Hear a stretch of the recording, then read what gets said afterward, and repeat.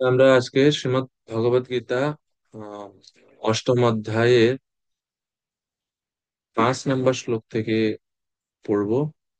তো গতদিন আমরা দেখছিলাম যে ভগবান শ্রীকৃষ্ণকে অর্জুন প্রশ্ন করেছেন।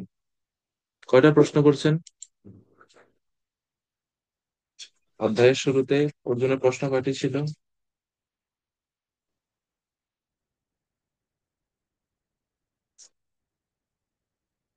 হ্যাঁ, রাধারানী মাতাজি, মাইক অন করুন। হ্যাঁ, আপনি কয়টি? আট 8টি। এটা মনে রাখা সহজ যে অষ্টম অধ্যায় 8টি প্রশ্ন। ঠিক আছে, বলবেন না।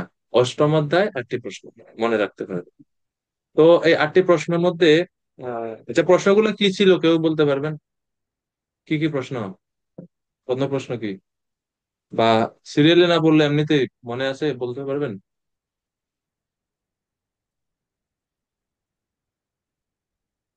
ব্রহ্ম কি? হ্যাঁ। অধ্যাত্ম কি? অধ্যাত্ম কি? কর্ম কি?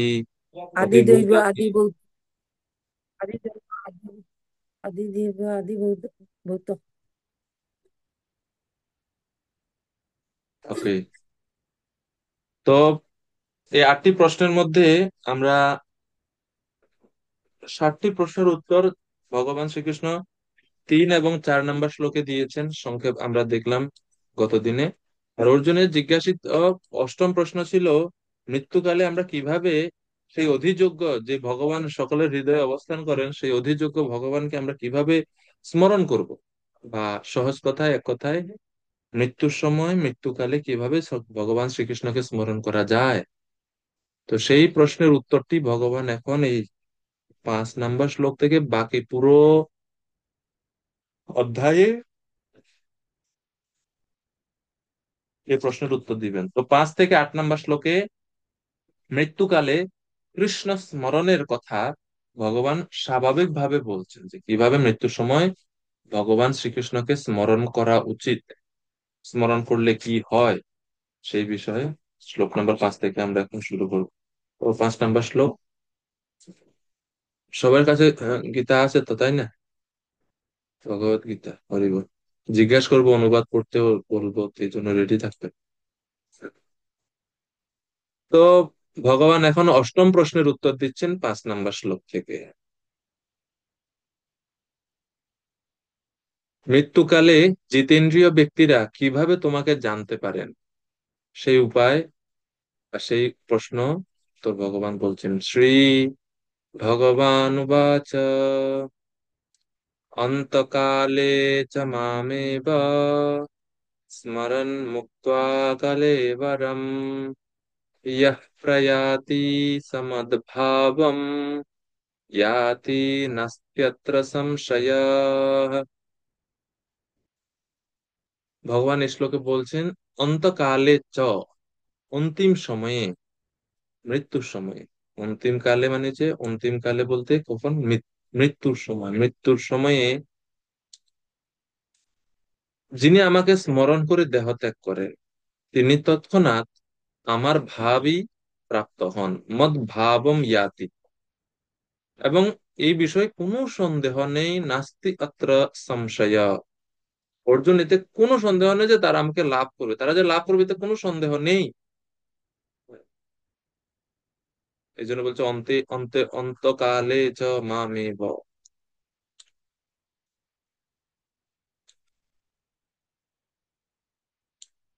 ভগবান, ভগবানের ভাব প্রাপ্ত হওয়া, মদ ভাবম। ভগবানের ভাব প্রাপ্ত হওয়া মানে কি? ভগবত ভাব প্রাপ্ত হওয়া বলতে কি বোঝায়? মদ ভাব শব্দে ভগবান বোঝাতে যাচ্ছেন যে আমার স্বভাবই তারা প্রাপ্ত হয়। ভগবানের স্বভাব কি? ভগবান যেরকম জন্ম মানে ভগবানের যেরকম বারবার এই পৃথিবীতে আসতে হয় না, তো যারা অন্তিম কালে মৃত্যুর সময়ে ভগবানকে স্মরণ করে দেহত্যাগ করে, তারাও ভগবানের মতন বৈশিষ্ট্য বা স্বভাব প্রাপ্ত হয়, তা তারাও আর জন্ম মৃত্যু চক্রে আবদ্ধ হয় না। এই জন্য শ্রুতি শাস্ত্রে বলা হচ্ছে, আত্মা অপহত পাপমা, বিজর, বিমৃত্যু, বিশোকঃ। विजिगत्स विजिगत्सु अपिपासः सत्यकाम सत्यसंकल्प सह अनु अनु इष्टव्यः। অর্থাৎ পরমেশ্বর ভগবান বা পরমাত্মার সঙ্গে জীবাত্মার কিছু পার্থক্য এই শ্রুতি শাস্ত্রে বলা হচ্ছে। তো যারা মৃত্যুর সময় ভগবানকে স্মরণ করে দেহত্যাগ করে তারা এই যে পরমাত্মার স্বভাব বা ভগবানের যে স্বভাব, ভগবানের যে বৈশিষ্ট্য, সেই বৈশিষ্ট্য তারা বা সেই আহ বৈশিষ্ট্য তারা লাভ করে থাকে, সেই বৈশিষ্ট্যে তারা স্থিত হতে হয়ে থাকে। তো এই শ্রুতির এই মন্ত্রে বলা হচ্ছে যে আত্মা অপহত পাপমা, অর্থাৎ যিনি মায়ার অবিদ্যা আদি পাপ বৃত্তি সম্বন্ধ শূন্য, তাকে কখনো পাপ স্পর্শ করতে পারে না, অপহত পাপমা। তারপরে বিজড়, এই আত্মাকে জরা ধর্ম রহিত, মানে জরা বলতে জরাগ্রস্ত হয় না। আমরা বলি না দেহ জরাগ্রস্ত হয়ে যায়, জরা মানে বার্ধক্য হয়ে যায়, বৃদ্ধ হয়ে যায়, বার্ধক্য, সেটা আত্মাকে স্পর্শ করে না। তারপরে হচ্ছে বিমৃত্যু, অর্থাৎ এই আত্মা মৃত্যু শূন্য, আত্মার মৃত্যু হয় না। বিশোক, আত্মা কখনো শোক করে না। তারপরে বিজিগৎস অপিপাসহ, প্রাকৃত ক্ষুধা তৃষ্ণা রহিত আত্মা, আত্মার ক্ষুধা তৃষ্ণা লাগে না, এটা দেহের লাগে। এবং সত্য কাম, অর্থাৎ সংকল্প মাত্র, যাই সংকল্প করেন তাই ওনার সিদ্ধি হয়ে থাকে, মানে উনি যা ইচ্ছা করেন সেটা উনি লাভ করেন। এগুলো সব হচ্ছে পরমাত্মার বৈশিষ্ট্য। সত্য কাম, সত্য সংকল্প, সত্য কাম এবং সত্য সংকল্প, উনি যা কিছু কামনা করেন সেটা সত্য হয়, এবং উনি যা কিছু সংকল্প করেন সেটা সিদ্ধ হয়। তো সে বলছে যে এই যে পরমাত্মার স্বরূপ, এই যে পরমাত্মার বৈশিষ্ট্যযুক্ত যে পরমাত্মা, তাকে অনুসন্ধান করেন, স অনু ইষ্টব্য, সেই পরমাত্মাকে অনুসন্ধান করা উচিত, এটাই হচ্ছে জীবের কর্তব্য। তো এটাই হচ্ছে মদ ভাব। মদ ভাব মানে হচ্ছে ভগবানের মতো, যেরকম এই এই বৈশিষ্ট্যগুলোর মধ্যে আমরা অলরেডি দেখলাম যে বি যারা বি মৃত্যু বি শোক, মানে মৃত্যু পরমাত্মাকে স্পর্শ করতে পারে। তো যারা পরমেশ্বর ভগবানের কথা চিন্তা করে অন্তকালে দেহত্যাগ করে তারাও বিমৃত্যু এই বৈশিষ্ট্য লাভ করে থাকে। এই এই প্রসঙ্গে ভীষ্মদেব তিনি শ্রীমদ্ ভাগবতমে প্রথম স্কন্ধের নবম অধ্যায়ে যে ভীষ্ম স্তুতি, সেখানে ভীষ্মদেব বলেছেন যে কিভাবে এই ভাগবতের এই শ্লোকের মতে যে আহ প্রয়াণকালে যদি ভগবানের চিন্তায় মন আবিষ্ট থাকে, তাহলে ভক্ত কিভাবে দেহ ত্যাগের সময় কর্মবন্ধন থেকে মুক্ত হয়ে ভগবানের কাছে ফিরে যেতে পারে। ভীষ্ম দেবও সেম সিদ্ধান্ত তিনি ভাগবতমে প্রতিষ্ঠা করেছেন। এটা হচ্ছে 1:9-23 শ্লোকে শ্রীমদ্ ভাগবতে। ভক্ত্যা বেশ্য মনো যস্মিন বাচায়ন্নাম কীর্তয়न् ত্যাজन् কলেবরম যোগী মুচ্যতে কাম কর্মভি। এই শ্লোকে বলছে যে ভক্তি আবেশ মনো যস্মিন, যার মন ভক্তির দ্বারা আবেশিত, বাচা ইয়ার নাম কীর্তয়ন, যার বাক্য ভগবানের নাম কীর্তনের রত, এই অবস্থায় ত্যাজন কলেবরম যোগী, যখন এই এই অবস্থায় যখন কেউ তার দেহ ত্যাগ করে, কলেবর মানে এই দেহ যখন ত্যাগ করে, যোগী সেই যোগী মুচ্যতে কাম কর্মমি, তিনি সমস্ত কাম এবং কর্ম থেকে, কর্মফল থেকে, কর্মের আসক্তি থেকে মুক্ত হয়ে ভগবানের ধামে ফিরে যায়। এজন্য আহ, আমাদের ইসকনের অন্যতম গুরুবর্গদের মধ্যে অন্যতম সুবক স্বামী গুরু মহারাজ বলেন যে সাধন করো ভজন করো, মরতে জানলেই ভালো। সবকিছুর মূল লক্ষ্য হচ্ছে এটা, মৃত্যুর সময় ভগবানকে স্মরণ রাখা, অন্তকালে চ মামেব স্মরণ মুক্তা। এখন আপনারা কি মনে করেন এটা কি খুব সহজ একটা জিনিস, মৃত্যুর সময় ভগবানকে স্মরণ রাখা? অন্তকালে ভগবত স্মরণটা কি সহজ জিনিস? যদি সহজ জিনিস হতো তাহলে তো ভগবান এত বড় অফার দিয়ে দিতেন না, যে অন্তকালে চ মামেব, অন্তকালে তুমি আমাকে স্মরণ করো তাহলে আমাকে তুমি প্রাপ্ত হবে, আমাকে প্রাপ্ত হবে, আমার ধাম প্রাপ্ত হবে। এত বড় অফার তো ভগবান দিতেন না যদি এটা এত সহজ বস্তু হতো।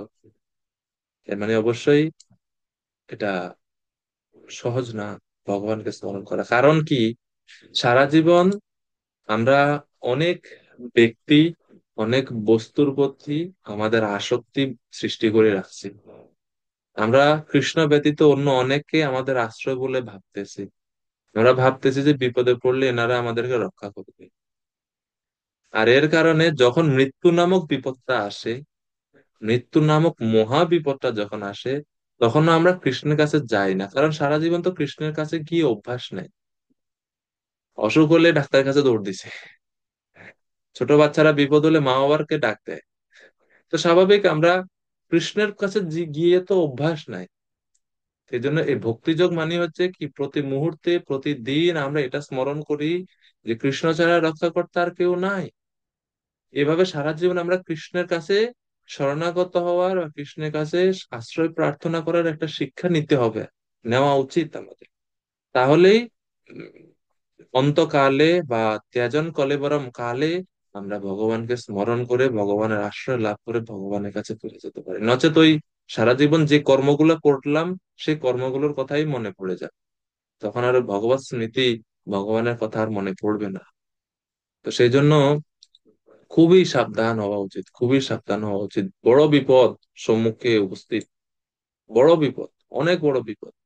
যদি ভগবানকে স্মরণ করতে না পারি, তাহলে আবার সেই চক্রে যদি জড় জগৎ থেকে আমরা মুক্ত হতে না পারি এবং ভক্তিটাও যদি ঠিক মতো না করতে পারি, তাহলে আবার সেই একই চক্রে পড়তে হবে আমাদেরকে। তো সেই জন্য আমরা যখনই ভক্তি অনুশীলন করি বা যা কিছু পারমার্থিকতা আমরা আমরা করে থাকি, ভগবানের কাছে প্রার্থনা করা উচিত যেন মৃত্যুর সময়ে আমরা সারা জীবনের ন্যায় ভগবানকে মৃত্যুর সময় স্মরণ করতে পারি, বা ভগবান যেন মৃত্যুর সময় আমাদের স্মরণ পথে উদিত হয়। ভগবান যেন স্মরণ পথে আমাদের উদিত হয়। যেন বলছে মদ ভাবম, তাই মদ ভাবম মানে হচ্ছে মদ স্বভাব। বিশ্বনাথ চক্রবর্তী ঠাকুর বলছেন মদ ভাব মানে হচ্ছে মদ স্বভাব। শ্রী উদ্ধবজি দশম স্কন্ধে তিনিও এই দশম স্কন্ধে উদ্ধবজি তিনিও বলছেন, দশম স্কন্ধে 46 অধ্যায়ের 32 নম্বর শ্লোকে, यस्मिन् जना प्राण वियोग काले क्षणं समावेश्य मनो विशुद्धम निहृत्य कर्माशयमाशु याति पराम गतिम ब्रह्ममयो कवर्ण। একই অর্থ বোধক শ্লোক, যে মৃত্যুর সময় ভগবানকে যখন স্মরণ করে এক একটু ক্ষণের জন্য যদি কেউ ভগবানকে স্মরণ করতে পারে, তাহলে তার মন শুদ্ধ হয়ে সেই কর্মবন্ধন থেকে মুক্ত হতে পারে। এজন্য মৃত্যুটা, যেহেতু বলা হয় যে জন্মগ্রহণের পরপর সবচেয়ে বাস্তব জিনিস, অবশ্যম্ভাবী একটা জিনিস হচ্ছে মৃত্যু। আর জগতে কিছু হোক না হোক, জীবনে কিছু হোক না হোক, মরতে হবে, এটা ফাইনাল ডেস্টিনেশন, নিশ্চিত এটা।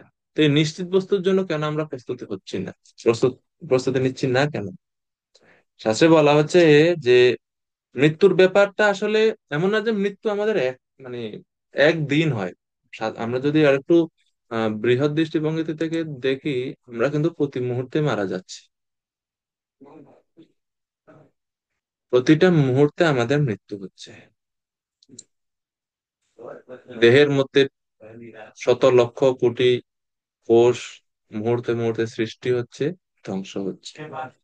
আমরা যে অলরেডি মানে প্রতি মুহূর্তে মারা যাচ্ছি, তার সহজ একটা মানে জাস্ট একটু অনুমান করলে আপনারা বুঝবেন, মাতৃকোলে আমরা কতটুক ছিলাম আর এখন আমরা কত বড় আছি। সে ছোট্ট শিশু শরীরটা কোথায় গেল?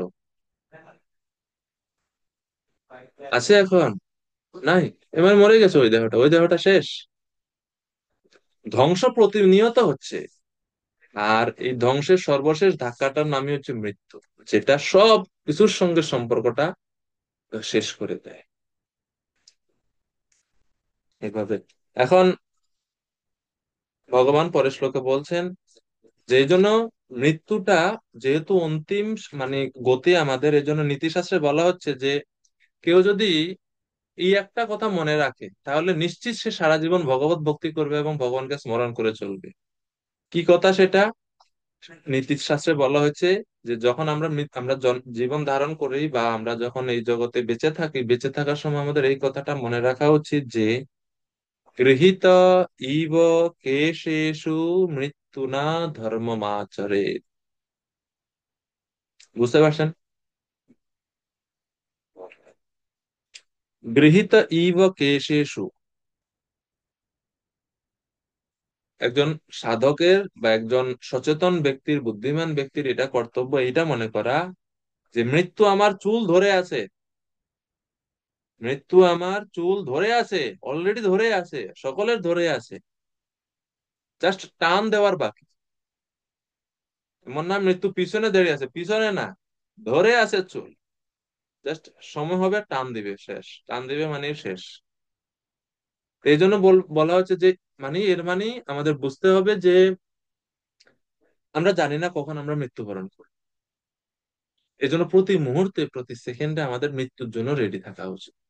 কারণ এই মৃত্যু নামক দুর্যোগটা কোনো নোটিফিকেশন দেয় না পূর্বে থেকে, সাথে সাথে একসাথে। এবারে চিন্তা করেন কত ভয়ঙ্কর একটা জিনিস ঘটতে যাচ্ছে আমাদের সকলের সাথে। আমি তো প্রস্তুত না। আমি হয়তো এখন ভাবতে পারি আমি এখন যুবক আছি, আমি কি মরবো, আমি তো বৃদ্ধ হলে। কিন্তু দেখা যায় 2 মিনিট পরে আমার জন্য আমার মৃত্যুর সামনে উপস্থিত, এখন কি করবো, আমি তো প্রস্তুত না। প্রস্তুত থাকা উচিত। কারণ মৃত্যু বয়স দেখে না, মৃত্যু কোনো নিয়ম দেখে না। একটা সৃষ্টির একটা নিয়ম আছে, কিন্তু মৃত্যুর কোনো নিয়ম নাই। সৃষ্টির নিয়ম হচ্ছে প্রথমে পিতা সৃষ্টি হয়, পিতা আসে, তারপরে পুত্র আসে। সৃষ্টিতে পুত্র কখনো আগে আসে না, এরপরে পিতা আসে, এরকম কোনো রেকর্ড নাই। কিন্তু মৃত্যু এই নিয়ম মানে না। মৃত্যু যার মানে যার যখন সিরিয়ালের তাকে শেষ করে দিবে। হয়তো এরকমও হয় যে দাদু আছে, ছেলে চলে গেছে, নাতি চলে গেছে, দাদু এখনো বেঁচে আছে। তো মৃত্যু এরকম কঠোর, মৃত্যুর কাছে নিয়মগুলো কঠোর। তো সেই জন্য খুবই খুবই মানে আমাদের ঐকান্তিক হওয়া উচিত। এখন ভগবান বলছেন পরের শ্লোকে,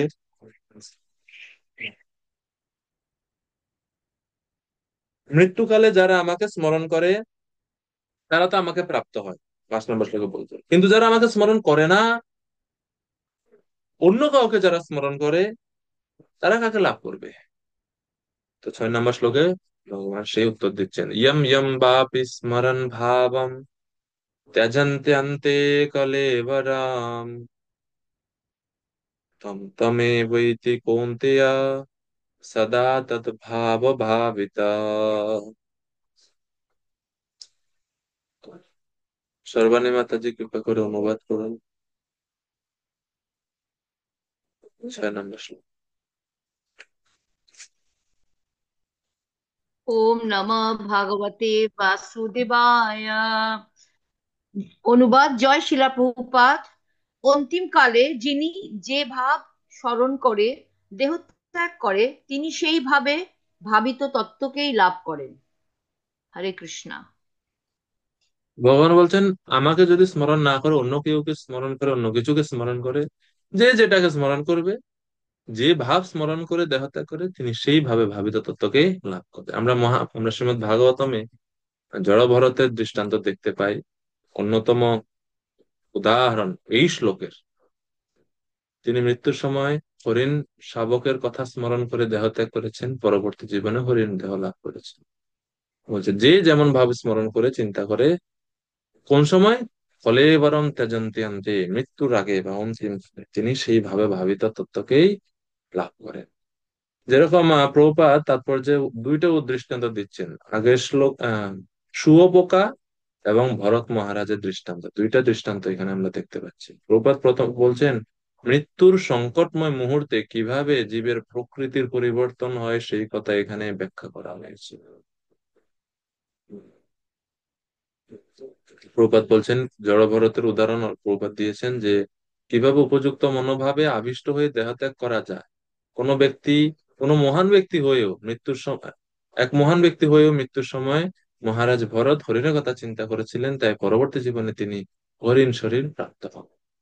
এই জন্য প্রভুপাদ বলছেন আরো, স্বভাবতই জীবিত অবস্থায় আমরা যে সমস্ত চিন্তা করে থাকি, সেই অনুযায়ী আমাদের মৃত্যুকালীন চিন্তার উদয় হয়। সুতরাং এই জীবনই সৃষ্টি করে আমাদের পরবর্তী জীবন।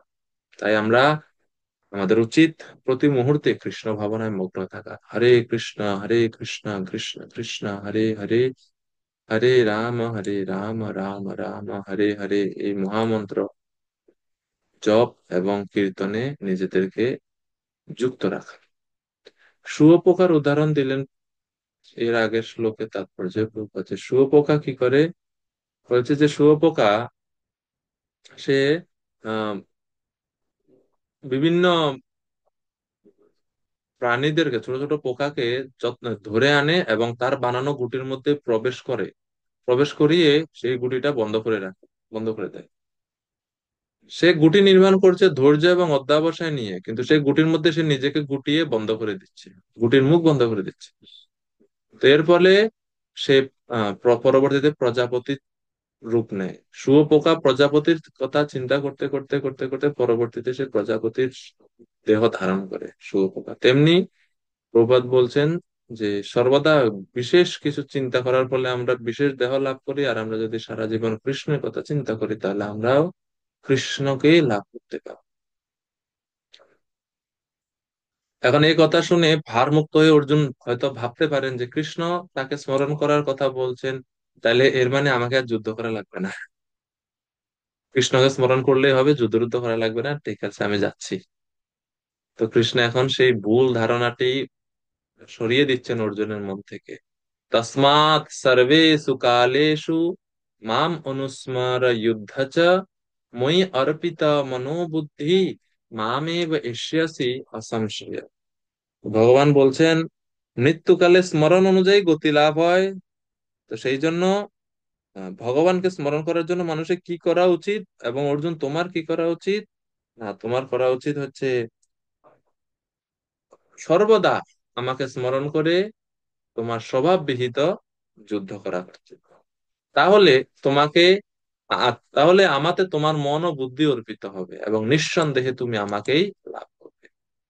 যেহেতু তুমি আমার সেবা করবে, আমাকে স্মরণ করে তুমি কর্ম করবে, এর ফলে তোমার মন এবং বুদ্ধি স্বাভাবিকভাবে আমার প্রতি অর্পিত হবে, এবং এইভাবে তুমি অন্তিম আমাকে লাভ করতে পারবে। এই জন্য শুধু কৃষ্ণ স্মরণের কথার দ্বারা তো খালি ভগবানকে বসে বসে স্মরণ করবে এটা না, ভগবানকে স্মরণ করার সাথে বা ভগবানকে স্মরণে রেখে ভগবানের আদেশ নির্দেশ ভগবান মতো কাজ করা কর্তব্য। এটা হচ্ছে একজন সাধকের কর্তব্য। তো ভগবান অর্জুনকে এখানে কর্মহীন হতে বলেননি, ভগবান অর্জুনকে বলছেন যে তুমি মাম অনুস্মর যুদ্ধাচ্ছ, আমাকে স্মরণ করে স্বভাববিহিত যুদ্ধ করো।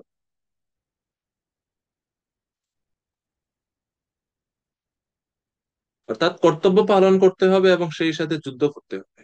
অর্জুন ভেবেছিলেন যে আমি শুধু ধ্যান করব, ভগবানের কথা চিন্তা করব, যুদ্ধ করব না, কিন্তু ভগবান বলছেন না, তোমাকে দুইটাই করতে হবে। তো এই হচ্ছে ভগবানের নির্দেশ অর্জুনের প্রতি। তো শিল প্রভুপাদ তাৎপর্যে ব্যাখ্যা করছেন কিভাবে কর্তব্য কর্মও করা হয় এবং ভগবত স্মরণও করা যায়, একই সাথে দুইটাকে কিভাবে করতে হয় তার কথা প্রভুপাদ বলছেন। যে ভগবান বলছেন না যে মানুষকে তার কর্তব্য কর্ম পরিত্যাগ করতে হবে, প্রভুপাদ এটা, ভগবান এটা বলছেন না। ভগবান মানুষ বলছেন যে মানুষ তার নিজের কর্তব্য কর্ম করে যেতে পারে এবং সেই সঙ্গে হরে কৃষ্ণ মহামন্ত্র কীর্তন করে ভগবান শ্রীকৃষ্ণকে স্মরণ করতে পারে। হরে কৃষ্ণ মহামন্ত্র কীর্তন এবং জপ করা হচ্ছে কলিযুগে ভগবানকে স্মরণ করার সবচাইতে শ্রেষ্ঠ এবং সহজ উপায়। এজন্য দুইটাই একসাথে করতে হবে। এভাবে এরপরে 8 নম্বর শ্লোক। এখন কৃষ্ণ অর্জুন বলছেন এটা তো খুব সহজ কাজ না, আপনাকে স্মরণ করা আবার যুদ্ধও করা, এই মানে কাজ করতে গেলে তো অনেক সময় আপনাকে আমরা স্মরণে রাখতে পারি না, স্মৃতিতে আপনি থাকেন না। তো 8 নম্বর শ্লোকে ভগবান বলছেন অভ্যাস করো, অভ্যাসের দ্বারা হবে, নিরন্তর স্মরণের অভ্যাসের ফলে তুমি সততই আমাকে স্মরণ করতে পারবে। অভ্যাস যোগ যুক্তেন চেতসা অনন্যগামিনা পরমম পুরুষম দিব্যম ইয়াতি পরমম পুরুষম দিব্যম ইয়াতি জাতি পার্থানুচিন্তয়ন। দীপ্তি দাস মাতাজি কৃপা করে অনুবাদ করো, মাইক অন করুন।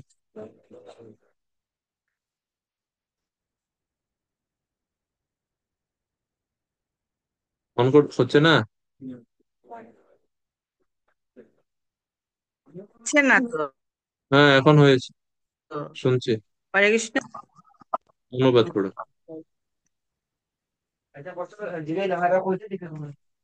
8 নম্বর শ্লোকের অনুবাদ।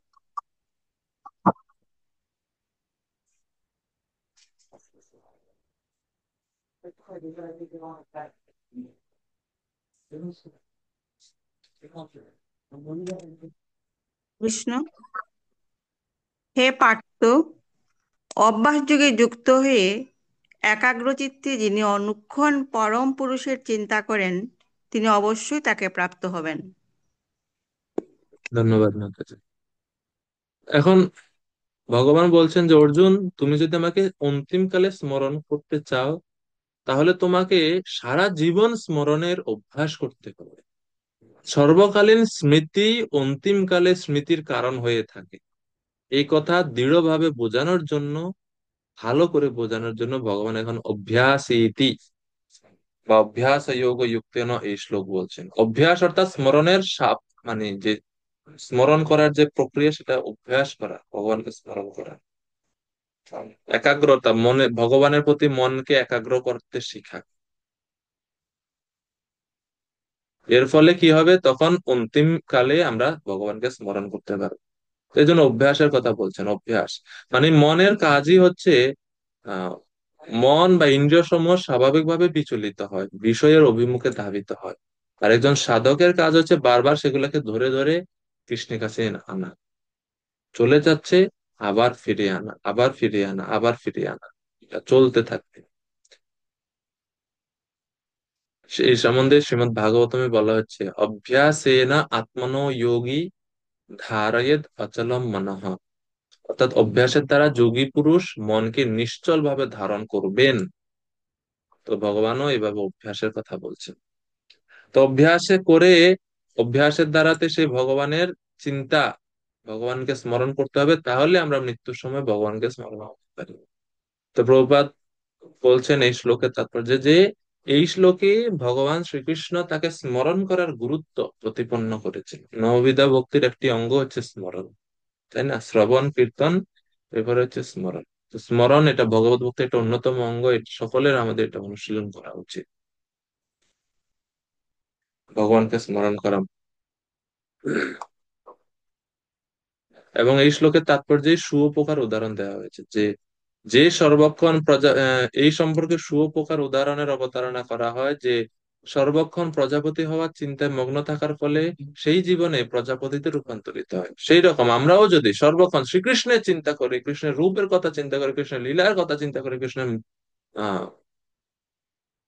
ভক্তদের সঙ্গে ভগবানের যে আদান প্রদান, ভাবের আদান প্রদান, সেই সমস্ত কথা যদি আমরা চিন্তা করি, তাহলে আমরাও সেই ভগবান শ্রীকৃষ্ণের মতো চিন্ময় দেহ লাভ করে ভগবানের ধামে ফিরে যেতে পারে।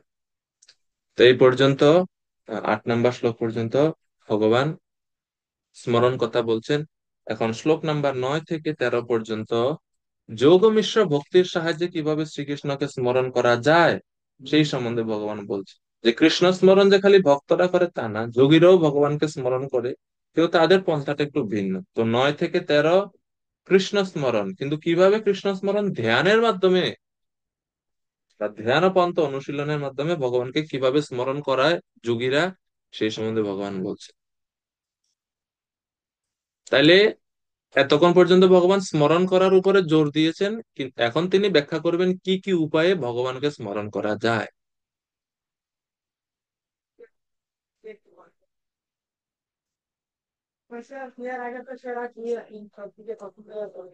তো এই যে 9 থেকে 13 নাম্বার যে আহ, ভগবানকে স্মরণ করার বিভিন্ন পদ্ধতি, এই 9 থেকে 13 নাম্বার শ্লোকে যে পদ্ধতির কথা বলা হয়েছে, এটাকে বলা হয়েছে যোগ মিশ্রা ভক্তি। যোগ মিশ্র ভক্তির মাধ্যমে ভগবানকে স্মরণ করা। এখন যোগ মিশ্র ভক্তিটা কি? অষ্টাঙ্গ যোগ বা কোনো প্রকার যোগ অভ্যাসের সাথে যে ভক্তি করা হয় বা যদি ভক্তি যুক্ত থাকে, তাহলে তাকে বলা হয় যোগ মিশ্রা ভক্তি। তো হয়তো যোগী অষ্টাঙ্গ যোগের মতোই অনুশীলন করছে, কিন্তু তার ভক্তি মিশ্রিত আছে, সে ভগবানকে স্মরণ করে সে অষ্টাঙ্গ যোগ অনুশীলন করছেন, এটাকে বলা হচ্ছে যোগ মিশ্র ভক্তি। এভাবে তিনি যোগের মাধ্যমে ভগবান শ্রীকৃষ্ণের প্রতি মনকে নিবদ্ধ করেন এবং ভগবানকে স্মরণ করেন। তো সেই ভগবানের কি বৈশিষ্ট্য? যে ভগবানকে যোগী মনে মনে চিন্তা করবেন, সেই ভগবানের বৈশিষ্ট্যটা কি? তো 9 নম্বর শ্লোকে ভগবানের বৈশিষ্ট্যের কথা বলা হচ্ছে। কবিম পুরাণম অনুশাসিতারম অনয়নীয়ম সম সম সর্ব सर्वस् अनोरणीयम् अनुस्मरेद्य सर्वस्य धातारमचिन्त्यरूपमादित्यवर्णं तमसा परस्तात्। তো এই শ্লোকে ভগবানের বিশেষ বৈশিষ্ট্যের কথা এখানে তিনি বলছেন।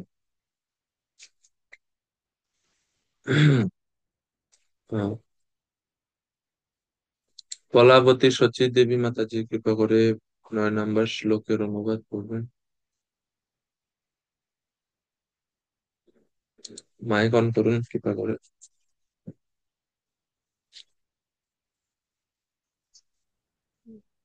হ্যাঁ মাতাজি পড়ুন। হুম। হরে কৃষ্ণ প্রভু প্রণাম। হরে কৃষ্ণ। অনুবাদ ছিল যে প্রভুপাদের সর্বজ্ঞ সনাতন নিয়ন্তা সূক্ষ্ম থেকে সূক্ষ্মতর সকলের বিধাতা জড়বুদ্ধির অতীত অচিন্ত পুরুষ রূপে পরমেশ্বর ভগবানের ধ্যান করা উচিত। তিনি সূর্যের মতো জ্যোতির্ময় এবং এই জড়া প্রকৃতির অতীত। হরে কৃষ্ণ। তো এই শ্লোকে, এই 9 নম্বর শ্লোকে ভগবানের অনেকগুলো বৈশিষ্ট্যের কথা এখানে আমরা দেখতে পাচ্ছি। তো কিভাবে তার চিন্তা বা ধ্যান করা যায় তার 10টি উপায় এই 9 নম্বর শ্লোকে বলা হয়েছে। 10টি উপায়। তো এখন আপনাদের ছোট্ট একটা কাজ হচ্ছে এই শ্লোকে ভগবানের সম্বন্ধে কি কি বৈশিষ্ট্যর কথা বলা হয়েছে সেই সম্বন্ধে আপনারা একটু পড়ে শ্লোক এবং অনুবাদ করে কয়টি বৈশিষ্ট্য এখানে ভগবানের বলা হচ্ছে সেটা একটু 1-2 করে লেখুন। 2-3 মিনিট সময়। যেমন সর্বজ্ঞ একটা বৈশিষ্ট্য, সনাতন একটা বৈশিষ্ট্য, এরকম ভাবে শ্লোকের সঙ্গে মিলিয়ে লেখ। যেমন কবিম শব্দের অর্থ হচ্ছে সর্বজ্ঞ। ঠিক আছে, 5 মিনিট সময় দেখি কি কি বৈশিষ্ট্য খুঁজে বের করে। সবাই চেষ্টা করুন একটু, যে কয়টা হয়। কার কয়টা হবে আমরা পরে দেখছি। শুরু করুন সবাই, 5 মিনিট সময়। ভগবানের গুণ বৈশিষ্ট্যের কথা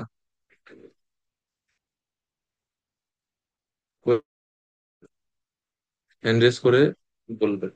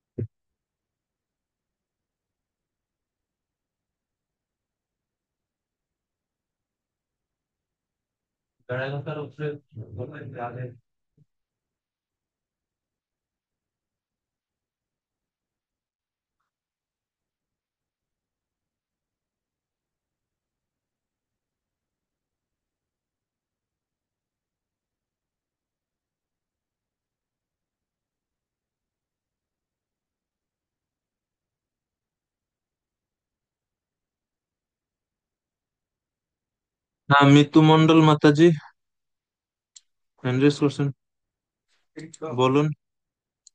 লীলা বিলাসিনী নেই মাতাজি, মাইক অন করুন, বলুন। হরে কৃষ্ণ প্রভু প্রণাম। হ্যাঁ মাতাজি, হরে কৃষ্ণ। হয়েছে। এখানে ভগবানের অনেকগুলো বৈশিষ্ট্য দেওয়া আছে, যেমন কবিম মানে ভগবান সর্বজ্ঞ, হ্যাঁ, কয়টা তিনি কয়টা লিখছেন সবকিছু মাতাজি? সম্বন্ধে জানেন। পুরাণম, কয়টি লিখছেন? পুরাণ, 1 2 3 4 5 6 7 8, 8টা। 8টা। ওকে। 8। হ্যাঁ, কবিম পুরাণম দুইটা, এরপরে? পুরাণম অনুশাসী তারম, ওকে, অনিয়াংশম, অনুশাসিতারম মানে হচ্ছে নিয়ন্তা। ঠিক আছে। নিয়ন্তা, সবকিছু নিয়ন্তা। তারপরে অনিয়াংশম মানে সূক্ষ্মতর, মানে অন ক্ষুদ্রতর। অনিয়ামসম, হ্যাঁ, ক্ষুদ্র থেকেও অনিয়াংশম মানে ক্ষুদ্রতর। এরপরে চারটা হলো। ক্ষুদ্রতর। আহ, তারপরে হচ্ছে ধাতরম, হ্যাঁ, ধাতারম, ধাতারম মানে কি? বিধাতা, বিধাতা বা পালক। বিধাতা। পাঁচ। তারপর অচিন্ত, এরপরে অচিন্ত অচিন্ত। মানে জড় বুদ্ধির তারপরে অতীত ভগবান। অতীত। আদিত্য বর্ণম, সূর্যের মতো জ্যোতির্ময়। ওকে। উম, আহ, তমস পরস্তাৎ, অন্ধকারের অতীত। তমস পরস্তাৎ, অন্ধকারের অতীত। তো হয়ে গেছে না? তা হলো। হ্যাঁ। এক, ওকে। 2 3 4। ধন্যবাদ মাতাজি। হরে কৃষ্ণ, প্রণাম। মিতু মন্ডল মাতাজি, মাইক অন করুন। ওকে। হরে জগদীশ্বর প্রভু।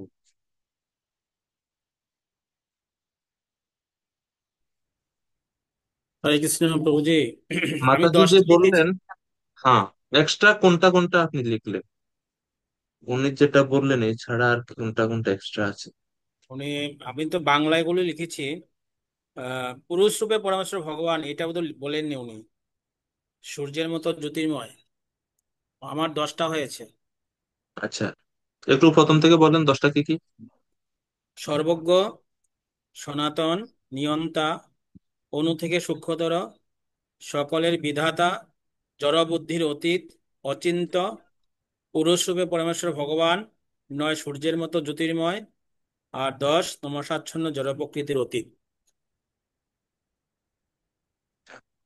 তো শ্লোক থেকে যখন আমরা দেখতেছি হয়তো 8টা পাচ্ছে বা 9টা পাচ্ছি, তো মূলত অনুবাদে প্রপাত সংস্কৃতের 10টাই অর্থ এখানে ভগবানের বৈশিষ্ট্য সম্বন্ধে দিয়েছেন, 10টি। ঠিক আছে, ধন্যবাদ। 8টা 9টা 10টা সমস্যা নাই, একরকম হবে। 10টাই এখানে আমরা পাই।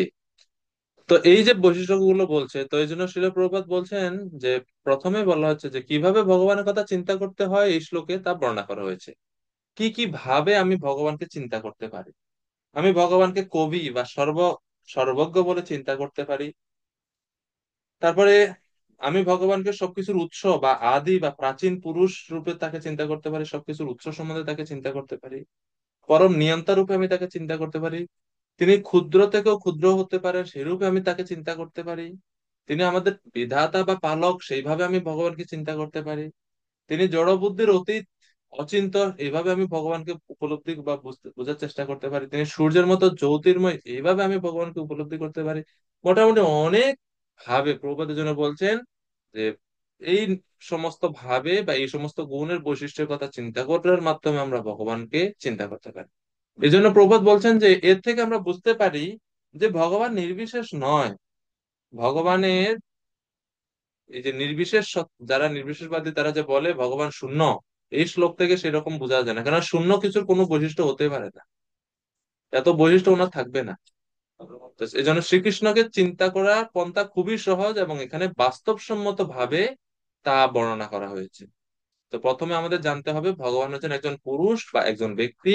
আমরা পুরুষ রাম ও পুরুষ কৃষ্ণের কথা চিন্তা করি, তাকে শ্রী রাম অথবা শ্রীকৃষ্ণ যেভাবেই চিন্তা করি, তার রূপ কেমন ভগবত গীতার এই শ্লোকটিকে তারই বর্ণনা করা হয়েছে। তো এইভাবে প্রভুপাদ পরে বিভিন্ন বৈশিষ্ট্যগুলো ছোট করে প্রভুপাদ ব্যাখ্যা করছে।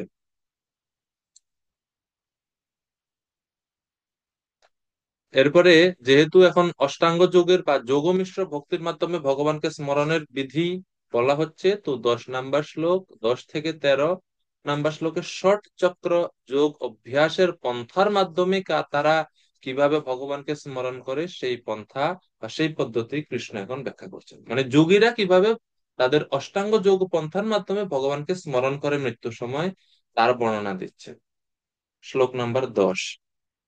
प्रयाणकाले मनसाचलेन भक्त्या युक्तयोगबलेन चैव भ्रुवो मध्ये प्राणमावेश्य सम्यक् सत्वं परं पुरुषमुपैति दिव्यम्। তো এই শ্লোকে বলা হচ্ছে, যিনি মৃত্যুর সময় অচঞ্চল চিত্তে ভক্তি সহকারে পূর্ণ যোগ শক্তির বলে ভ্রু যুগলের মধ্যে প্রাণবায়ুকে স্থাপন করে পরমেশ্বর ভগবানকে স্মরণ করেন, তিনি অবশ্যই সেই দিব্য পরম পুরুষকে প্রাপ্ত হন। মূল বিষয় হচ্ছে স্মরণ। ভক্ত একভাবে ভগবানকে স্মরণ করে, অষ্টাঙ্গ যোগীরা এক ধরনের একভাবে ভগবানকে স্মরণ করে, ভিন্ন ভাবে, তাদের পদ্ধতিটা ভিন্ন। তো এই শ্লোকগুলোতে অষ্টাঙ্গ যোগীরা কিভাবে ভগবানকে স্মরণ করে তার বর্ণনা দিচ্ছে। তো এটা হচ্ছে ষট চক্র যোগ অভ্যাসের পন্থার কথা এখন ভগবান বলছেন। তো মৃত্যুর সময় তারা যোগীরা অচঞ্চল চিত্তে, মানে চিত্তকে স্থির করে, মনসা অচলে না এবং ভক্তিযুক্ত, এই জন্য এটাকে বলা হয় যোগ মিশ্র ভক্তি, কেননা তাদের এই পন্থার মধ্যে ভক্তি মিশ্রিত থাকে। ভক্তিহীন অষ্টাঙ্গ যোগ নয়, এটা ভক্তি মিশ্রিত অষ্টাঙ্গ যোগ। এরপরে ভক্তিযুক্ত চিত্তে তারা ভগবানকে স্মরণ করে থাকে। এবং এখানে বলা হচ্ছে ভ্রুযুগলের মধ্যে প্রাণবায়ুকে স্থাপন করে ভগবানকে স্মরণ করে। তো এটাকে এই যে ভ্রুযুগলের মধ্যে যে প্রাণবায়ুকে স্থাপন করে এটাকে বলা হয় আজ্ঞা চক্র। তো বিশেষ করে যারা যোগী তারা যোগ অনুশীলনের মাধ্যমে, প্রাণায়াম, প্রত্যাহার ইত্যাদির মাধ্যমে শরীরে যে ষট চক্র, সেই ষট চক্রকে তারা সক্রিয় করার চেষ্টা করে। এবং ষট চক্রের পরে আমাদের এখানে যেটা আছে সেটা হচ্ছে উম কি বলে, ব্রহ্মরন্ধ্র যেখানে আছে মস্তকে, সেটা এর এর মাধ্যমে তারা আত্মাকে, এই যোগ বলে, তাদের যোগ শক্তির ফলে আত্মাকে শরীর থেকে ভেদ করে তারা এই ব্রহ্মরন্ধ্রের মাধ্যমে আত্মাকে বের করে ঊর্ধ্ব লোকগুলোতে তারা গমন করে।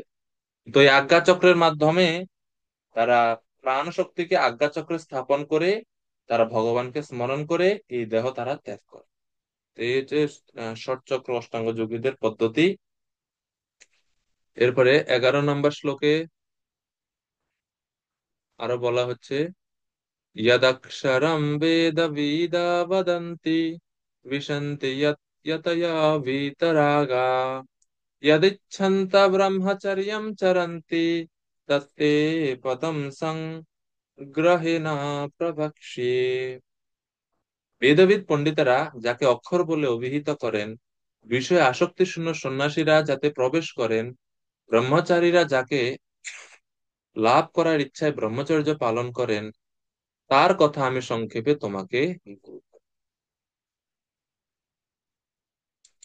তো এখন এই বিশেষ যোগ সম্বন্ধে ভগবান এখন বলছেন। তো অক্ষর বলে পরম তত্ত্বকে কারা উপলব্ধি করেন? যারা বেদবিদ পণ্ডিত। কেননা বেদের যারা অনুসারী তারা, তাদের মতে ওমকার হচ্ছে সবকিছুর মূল। ওমকার থেকে সমস্ত বেদের প্রকট হয়েছে, সমস্ত বেদ বৈদিক জ্ঞান প্রকটিত হয়েছে ওম থেকে, ওমকার ধ্বনি থেকে।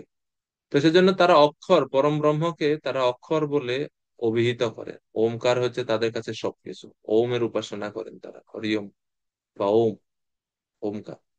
এরপরে আহ আসক্তি শূন্য সন্ন্যাসীরা যাতে প্রবেশ করে, অর্থাৎ আসক্তি শূন্য যারা সন্ন্যাসী তারা নির্বিশেষ ব্রহ্মে প্রবেশ করতে চায়।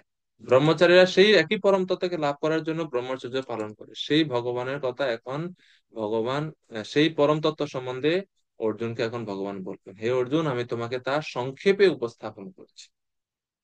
তো শিল প্রভুপাদ তাৎপর্য বলছেন, পরমেশ্বর ভগবান শ্রীকৃষ্ণ ষট চক্র যোগ অভ্যাসের জন্য অর্জুনকে পরামর্শ দিয়েছিলেন। এই যোগ অভ্যাসের মাধ্যমে প্রাণবায়ুকে দুই ভ্রুর মাঝখানে স্থাপন করতে হয়।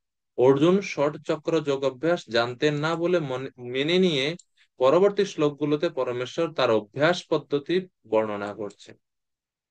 তো এখন কিভাবে অভ্যাস করতে হয় সেই যোগ, অষ্টাঙ্গ যোগ বা সেই ষট চক্র যোগ, তার কথা বলছেন।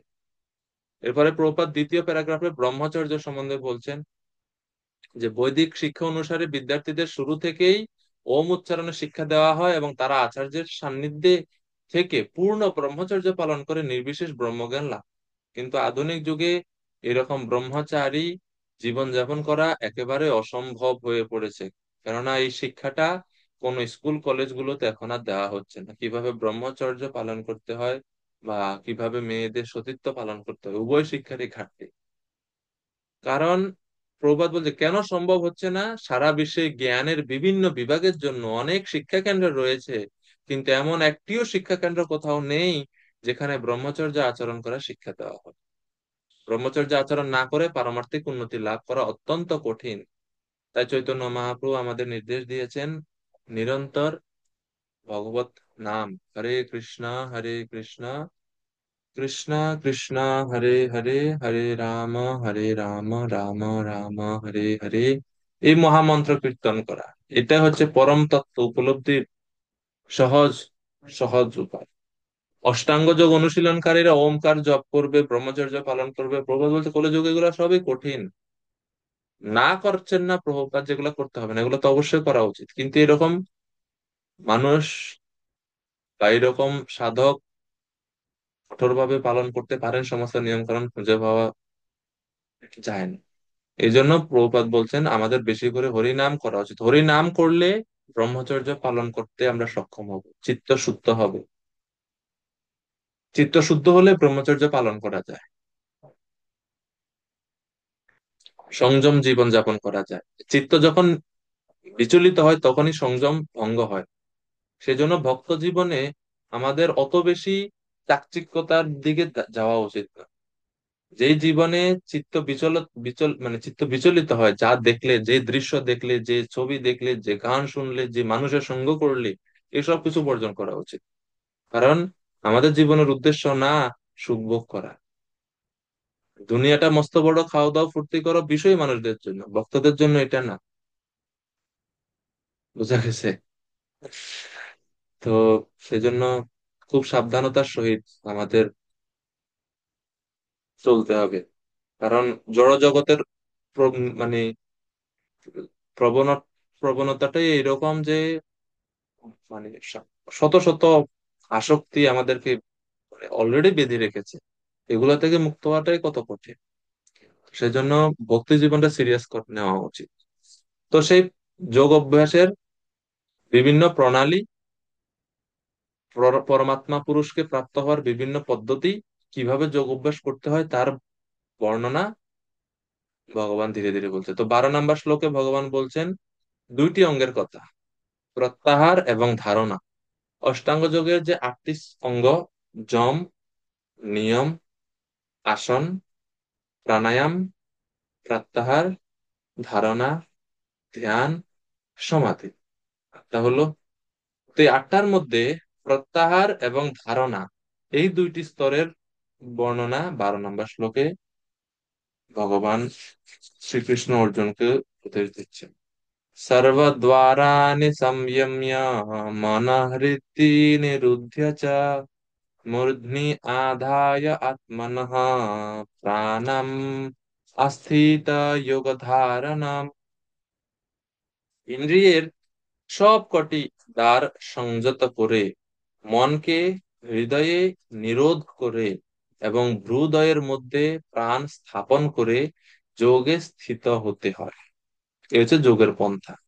যেহেতু অষ্টাঙ্গ যোগের মাধ্যমে ভগবত স্মরণ করার কথা বলছে, তো কিভাবে অষ্টাঙ্গ যোগ অনুশীলন করবে তার বর্ণনা দিচ্ছেন। এই হচ্ছে উপায়। তো ইন্দ্রিয়ের সবকটি দ্বার বিষয় থেকে প্রত্যাহার করে নেওয়া, সর্বদ্বারানি সংযম্য, এটা হচ্ছে প্রত্যাহার স্তরের কাজ। প্রত্যাহারে কি করা হয়? প্রাণায়াম মানে হচ্ছে শ্বাস প্রশ্বাস কন্ট্রোল করা। আর প্রত্যাহারে ইন্দ্রিয়গুলো যেই যেই বিষয়ের প্রতি ধাবিত হয় সেই সমস্ত বিষয় থেকে সেগুলোকে সংবরণ করে ফিরিয়ে নিয়ে আসা। এবং ধ্যানের বিষয়ের প্রতি পূর্ণ মনোনিবেশ করার চেষ্টা করে। এটাকে বলা হয় প্রত্যাহার। আমরা বলি না, এই আদেশ প্রত্যাহার করা হলো, প্রত্যাহার মানে হচ্ছে সরিয়ে নাও, ইন্দ্রিয়ের সব কয়টি দ্বার বিষয় থেকে প্রত্যাহার করে নেওয়া। চক্ষু ইন্দ্রিয় কোন রূপ, জড় রূপ দেখবো না, চোখ বন্ধ করে নেয়। চোখ বন্ধ বলতে অর্ধনিমীলিত তারা চোখ রাখে, কেননা চোখ খোলা রাখলে সব দৃশ্য দেখবো এবং যাই দেখবো তার প্রতি মন যাবে। এই জন্য ওই out of sight out of mind, ওই নীতি। এই জন্য চোখ নিচু করে রাখে, আবার একবারে বন্ধও করে না, কারণ বন্ধ করলে ঘুমের সম্ভাবনা আসে। এজন্য অর্ধনিমীলিত চক্ষুতে তারা ধ্যান করে। তো এটা হচ্ছে প্রত্যাহার, সর্বদারানি সংযম, এটা হচ্ছে প্রত্যাহার স্তরকে বোঝাচ্ছে। আর মূর্ধ্নি আধায় আত্মনঃ প্রাণম, অর্থাৎ ভ্রুদয়ের মধ্যে প্রাণ স্থাপন করে যোগে স্থিত হতে হয়, এই যে অংশটা, এইটা হচ্ছে অষ্টাঙ্গ যোগের ধারণা স্তরের সমান। ধারণা স্তরে কি হয়, যোগী প্রাণায়াম প্রত্যাহার ধারণা, প্রত্যাহারের পরে ধারণা স্তরে, ধারণা স্তরে যোগীরা কি করে, তাদের প্রাণবায়ুকে হৃদয়ের মধ্যে স্থাপন করে ধ্যানের যে বিষয় পরমাত্মা, সেই পরমাত্মার উপরে তারা ফোকাস করে। ধারণাতে পরমাত্মার রূপে চিন্তা করে, কিন্তু ওভারঅল চিন্তা করে, মানে পুরো পরমাত্মা স্বরূপের কথা চিন্তা করে। কিন্তু ধ্যানে কি হয়, ধ্যান স্তরে, অর্থাৎ ধারণার উপর হচ্ছে ধ্যান, এই ধ্যান স্তরে যখন আসে যোগী পরমাত্মা উপাসকেরা, তারা ধ্যানের মধ্যে তখন তারা পার্টিকুলারলি এক একটা অঙ্গের প্রতি তারা খুব বেশি ফোকাস করে। যেমন ভগবানের চরণ, ভগবানের মুখমণ্ডল, ভগবানের মালাটা কেমন, ভগবানের হাতটা কেমন, ভগবানের বক্ষদেশ কেমন, এরকম একটা অঙ্গের প্রতি যখন আরো বেশি ফোকাস করে, আরো বেশি। যেমন মনে করুন আপনি মানে প্লেনে আছেন, তো নিচে তো কিছু দেখা যাচ্ছে না, সব মেঘ দেখা যাচ্ছে প্লেনের উপরে। প্লেনটা যখন ল্যান্ড করার সময় হচ্ছে, আস্তে আস্তে আস্তে যখন নিচে নামেন, নিচে নামতে থাকে নামতে থাকে নামতে থাকে, তখন আপনি কি দেখবেন, যে উপর থেকে দেখা যাচ্ছে সবগুলো ওই দাবার চকের মতো, সব টুকরো টুকরো টুকরো টুকরো এরকম দেখা যাচ্ছে। হ্যাঁ, যখন আরো বেশি নিচে নামতেছে তখন আপনি দেখতেছেন না, এখানে বিল্ডিং আছে, এখানে ঘর আছে, এখানে পুকুর আছে, এখানে নদী আছে দেখা যাচ্ছে। আরো একটু যখন নিচে নামতে তখন দেখতেছেন আরো ক্লিয়ার হচ্ছে ভিশনটা, তখন মানুষ দেখা যাচ্ছে। হ্যাঁ, আরো বেশি নিচে নামলে তখন রানওয়ে দেখা যাচ্ছে এবং বিমানবন্দর সবকিছু দেখা যায়। তো এইরকম ধারণাতে পুরো শরীর, ধ্যানে আরো কাছে যায়, আরো গভীর হয় তার মনোনিবেশটা, তখন সে ভগবানের এক একটা অঙ্গকে মানে আরো স্পষ্ট ভাবে দেখে। তো 12 নম্বর শ্লোকে প্রত্যাহার এবং ধারণা দুইটি স্তরের কথা বলছেন ভগবান।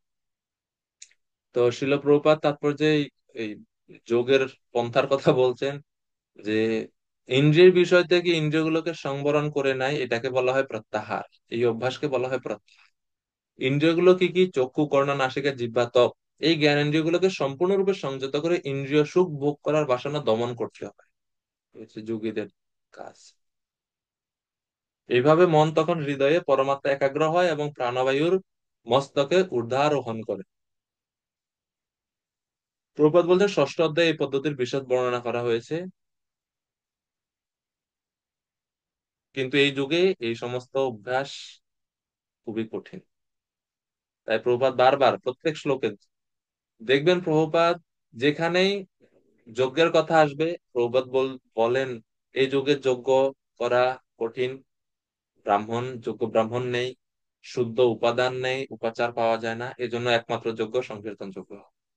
যেখানে অষ্টাঙ্গ যোগের কথা আছে, প্রভুপাদ বলেন মন সংযম করা বহু কঠিন, এই না খেয়ে না না ঘুমাইয়ে এই বছরের পর বছর অত কৃষ্ণ সাধন কলিযুগের মানুষের জন্য সম্ভব না।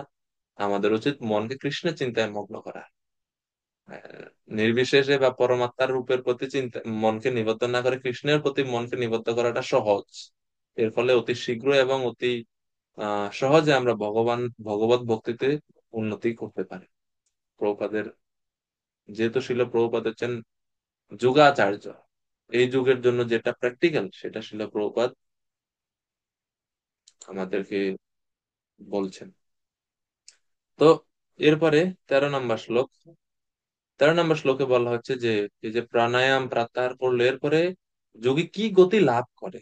এই যে যোগ অনুশীলন করে ভগবানকে স্মরণ করে, এর ফলে গতি কি হয়। ओम इति एकाक्षरं ब्रह्म व्याहरन् माम अनुस्मरन् यह प्रयाति त्यजन देहम स याति পরমাম গতিম। অর্থাৎ যোগী এই যে এইভাবে অষ্টাঙ্গ যোগের কথা যে এতক্ষণ পর্যন্ত ভগবান বললেন, এইভাবে যখন যোগী পরমাত্মাকে যোগের মাধ্যমে ধ্যান করে তখন এবং মৃত্যুর সময় যখন সে ওমকার উচ্চারণ করতে করতে ভগবানকে স্মরণ করে দেহত্যাগ করেন, তিনি অবশ্যই পরমাগতি লাভ, সয়াতি পরমাগতি। তাহলে অষ্টাঙ্গ যোগীরা মৃত্যুর সময় কিভাবে ভগবানকে স্মরণ করছে? ওমকার জপ করার মাধ্যমে। ওম, তো ওম মানে কি? শ্রীমদ্ ভাগবতমে দ্বিতীয় স্কন্ধে বলা হচ্ছে অভ্যাসেন মনসা শুদ্ধম ত্রিবৃদ্ধ ব্রহ্মাক্ষরম পদম। অর্থাৎ অকার, উকার এবং মকার এই তিন অক্ষর বিশিষ্ট যে শুদ্ধ ব্রহ্ম অক্ষর প্রণব, এই প্রণব যখন মনে মনে অভ্যাস বা আবৃত্তি করা হয় তখন মন ভগবত মুখী বা পরম তত্ত্বের অভিমুখে মন ধাবিত হয়। এই জন্য প্রণবকে চৈতন্য চরিতামৃতে বলা হচ্ছে প্রণব যে মহাবাক্য ঈশ্বরের মূর্তি, প্রণব হইতে সর্ববেদ জগতে উৎপত্তি। প্রণব হচ্ছে সাক্ষাৎ ঈশ্বর ভগবানেরই স্বরূপ প্রণব, এবং এটা হচ্ছে মহাবাক্য, বেদের মহাবাক্য। এবং এই জন্য বলা হচ্ছে যে প্রণব হইতে সর্ববেদ জগতে উৎপত্তি। সমস্ত বেদ সমূহ উৎপত্তি হয়েছে এই প্রণব থেকে।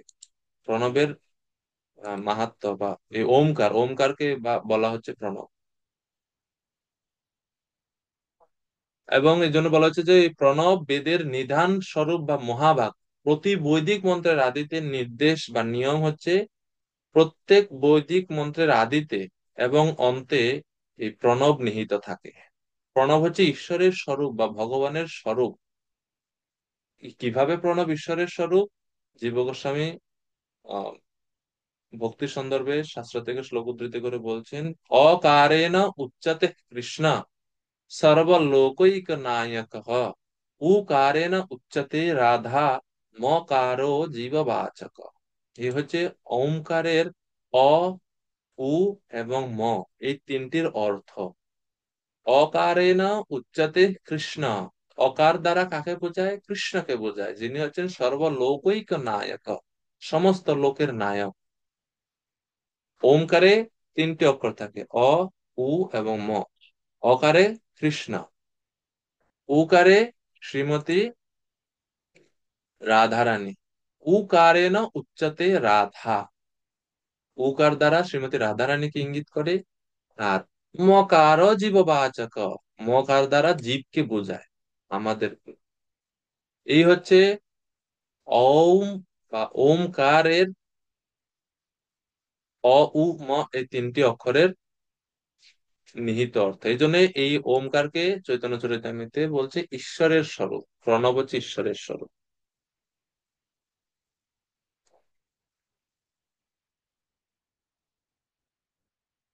তো এইভাবে ওমকার উচ্চারণ করে ভগবান বলছেন মাম অনুস্মরণ, আমাকে স্মরণ করার মাধ্যমে ধীরে ধীরে তারা দেহ ত্যাগ করে পরমাগতি লাভ করে। কিন্তু এই 14 নম্বর 13 নম্বর শ্লোকে এই যে শ্লোক বলা হলো, এই শ্লোক উদ্ধৃতি করে অনেক মানুষ বলে গীতার মধ্যে কোথাও কি ভগবান বলছেন হরে কৃষ্ণ বলে বলে মৃত্যুবরণ করতে? ভগবান তো বলছেন ওমকার জপ করার জন্য মৃত্যুর সময়, মৃত্যুর সময় ওমকার জপ করলে ভগবানকে স্মরণ করা যায়। অনেকে এটা বলে। তাইলে এই প্রশ্নের উত্তর কি হবে? এর উত্তর হচ্ছে যে এইখানে এই সেকশনে আমরা কি দেখলাম, 9 থেকে 13 নম্বর শ্লোকের মূল বিষয় হচ্ছে যোগ মিশ্র ভক্তি, বা কিভাবে অষ্টাঙ্গ যোগের মাধ্যমে ভগবানকে স্মরণ করে যোগীরা দেহ ত্যাগ করে। তাহলে এই সেকশনে যে ভগবান বললেন সেটা কার জন্য? যারা যোগীরা, তাদের জন্য। তো যারা অষ্টাঙ্গ যোগ অনুসরণ করছে তারা ওমকার জপ করে তারা মৃত্যুবরণ করবে ভগবানকে স্মরণ করে। কিন্তু ভক্তদের জন্য কি উপায়? ভক্তদের জন্য পরের শ্লোক, ঠিক পরের শ্লোকটাই দেখেন। তো যারা ভক্তি যোগে যুক্ত, যারা অষ্টাঙ্গ যোগ না ভক্তি যোগ অনুশীলন করছে, যারা শুদ্ধ ভক্তি যোগে যারা যুক্ত, তারা কিভাবে ভগবানকে স্মরণ করে, তারা কিভাবে ভগবানকে মৃত্যুর সময় মনে রাখে। তো 14, 15, 16 এই তিনটি শ্লোক হচ্ছে শুদ্ধ ভক্তি যোগ বা ভক্তির মাধ্যমে কৃষ্ণকে স্মরণ করার কথা। ঠিক আছে? তো এই জন্য মানে কোনটা কোন যোগীদের জন্য কার জন্য কি নির্দেশ, এটা এই সেকশনটা ভাগ ভাগ করে বোঝাটা খুব গুরুত্বপূর্ণ। তো 14 নম্বর শ্লোক, 14 থেকে 16, শুদ্ধ ভক্তি যোগ বা ভক্তি দিয়ে কৃষ্ণ স্মরণ। শ্লোক নম্বর 14।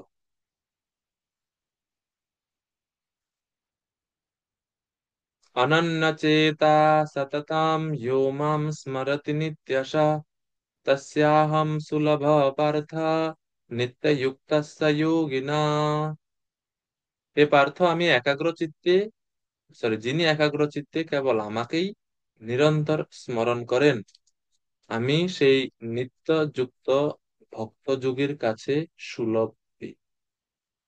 ভগবান কেবলা ভক্তি বা শুদ্ধ ভক্তির কথার বা শুদ্ধ ভক্তির মহিমা এখানে বলছেন যে শুদ্ধ ভক্তির মাধ্যমে একজন ভক্ত খুব সহজে ভগবান শ্রীকৃষ্ণের ধামে উন্নীত হতে পারেন। এই সমস্ত ভক্তদের আর পুনর্জন্ম হয় না। কেননা ভগবান এখানে দেখেন বলছে, অষ্টাঙ্গ যোগীরা তারা ওমকার জপ করে, বিধিনিষেধ পালন করে, যম নিয়ম আদি কঠোর ব্রত টত করে তারপর ভগবানকে স্মরণ করে। আর বিপরীত দিকে আমরা এখানে দেখতে পাচ্ছি 14 নম্বর শ্লোকে ভগবান বলছেন তস্যাহম সুলভ, তুমি ভক্তের কাছে সহজলভ্য হই। ভগবান নিজে থেকে ভক্তের কাছে চলে আসেন যারা শুদ্ধ ভক্তি যোগ অনুশীলন করে। ভক্তকে ভগবানের স্মরণ করার জন্য ভগবান নিজেই আসেন। এই হচ্ছে ভক্ত যোগীর বা ভক্তির শ্রেষ্ঠত্ব। এই জন্য ভগবান হচ্ছেন আমি তাদের কাছে সুলভ, আমাকে খুঁজতে হয় না, আমাকে পাওয়ার জন্য এত কষ্ট সাধন করতে হয় না। যারা শুদ্ধ ভক্তি যোগে যুক্ত তাদের কাছে আমি সুলভ। এর আগে কখনো ভগবান এই সুলভ শব্দটি প্রয়োগ করেনি ভগবত গীতাতে। এবং ভক্তিযোগ ছাড়া অন্য কোনো যোগীদের জন্য ভগবান সুলভ এটা কখনো, মানে গীতার কোথাও ভগবান বলবেনও না। এটা এটা শুধু ভক্ত যোগীদের জন্য ভগবান বলেছেন যে তাদের কাছে তিনি সুলভ।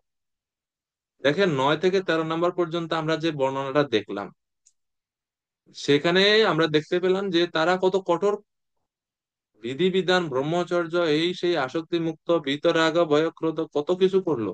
করে কি হবে শেষ পর্যন্ত? সতম পরমম পুরুষম নতি, পরম পুরুষকে তারা লাভ করে।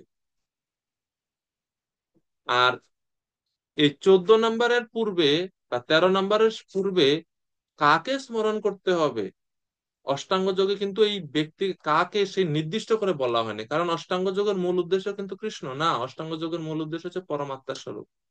এই জন্য নির্দিষ্ট করে কোন স্বরূপকে স্মরণ করবে তার বর্ণনা দেওয়া হয়নি। কিন্তু 9 নম্বর শ্লোকে জাস্ট কিছু বৈশিষ্ট্যের কথা বলা হয়েছে, কবিম পুরাণম অনুশাসিতারম, বিভিন্ন বৈশিষ্ট্য। কিন্তু সেই পুরুষটাকে, সেই ব্যক্তিটাকে তার সরাসরি ভাবে বর্ণনা হয়নি পূর্বে। কিন্তু এই শ্লোকে ভগবান বলছেন যে 14 নম্বর শ্লোকে শুরুতে বলছেন যে তস্যাহম সুলভম পার্থ, আমি সুলভ হই তাদের কাছে। ভগবান নিজেকে বলছেন আমি ভগবানকে প্রাপ্ত হবে তারা।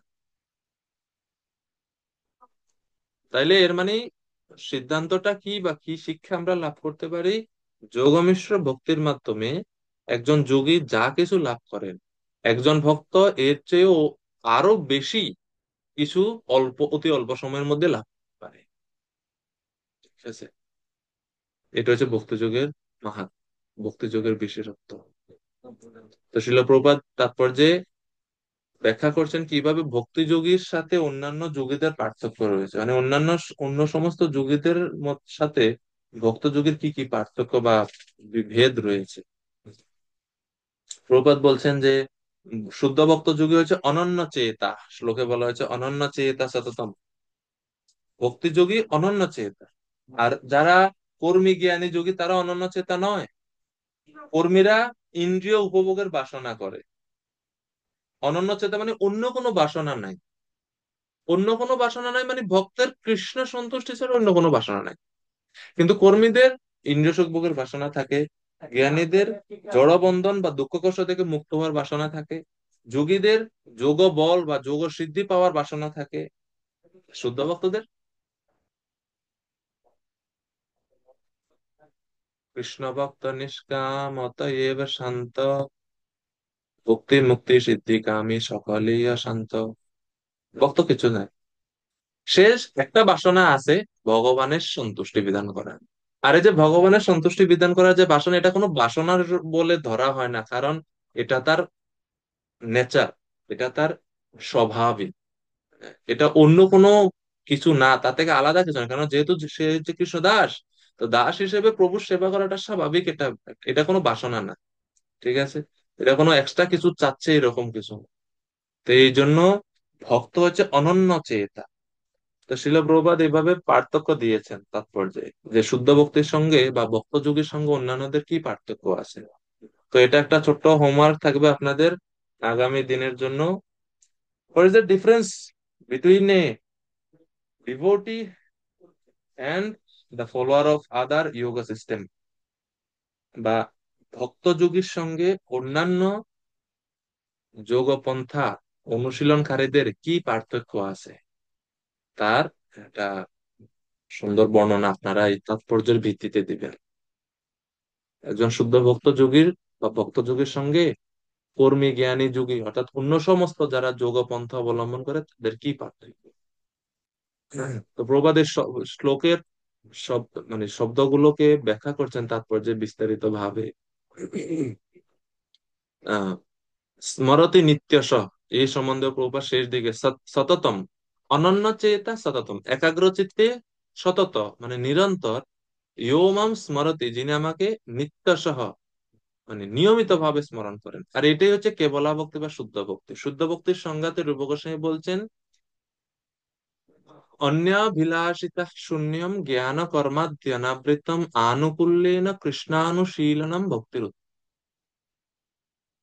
এবং শ্রীমদ্ ভাগবতমে বলা হচ্ছে যে অহৈতুকী অপ্রতিহতা ইয়াত্মা সুপ্রসিদ্ধতি। ভক্তিযোগ বা শুদ্ধ ভক্তির দুইটা বৈশিষ্ট্য, অহৈতুকী এবং অপ্রতিহতা। অপ্রতিহতা যে বৈশিষ্ট্যের কথা সেটাই এই শ্লোকে আমরা দেখতে পাচ্ছি, ইয়মাম স্মরতে নিত্যশ। অপ্রতিহতা মানে কোনো কিছুর দ্বারা ভক্তিযোগ প্রতিহত হয় না বা আটকায় না, নিরন্তর চলবে। যেরকম নদী নিরন্তর প্রবাহমান, ভক্তিযোগও নিরন্তর চলে। কোনো কিছু যেন ওই ভক্তিকে বাধা সৃষ্টি করতে পারে না। যদি বাধা হয়ে যায় তাহলে এটা শুদ্ধ ভক্তি হয় না। তো যেহেতু ভক্ত ভক্তি শুদ্ধ ভক্তি হচ্ছে অপ্রতিহত, সেই জন্য এখানে ভগবান বলছেন যে ভক্ত নিত্যকাল আমাকে স্মরণ, নিত্যকাল, হ্যাঁ, স্মরতে নিত্যসহ। প্রবাদ তাৎপর্য শেষ দিকে বলছেন নিত্যসহ মানে নিয়মিত ভাবে অথবা প্রতিদিন শুদ্ধ ভক্ত সর্বক্ষণ ভগবান শ্রীকৃষ্ণকে স্মরণ করেন এবং ভগবানের চরণারবিন্দের ধ্যান করেন। এই সব হচ্ছে শুদ্ধ ভক্তের গুণ। এবং অন্য ভক্তির ফল, অনন্য ভক্তির ফলেই ভগবান তাদের কাছে এত সুলভ। আর কোন শ্লোকের কথা আপনারা মনে করতে পারেন এই মুহূর্তে যেখানে ভগবান বলেছেন যে ভক্তদের কাছে আমি সুলভ? যে কোনো জায়গা থেকে, গীতা হোক বা আহ, অন্য কোনো ভাগবতম বা যে কোনো জায়গা থেকে হোক, বলতে পারে যে ভক্তির মহিমা এই শ্লোকে দেওয়া হয়েছে। তো সেই জন্য জিজ্ঞেস করছে, কোন শ্লোক মনে পড়ে যেখানে ভগবান বলছেন আমি তাদের কাছে অত্যন্ত সুলভ?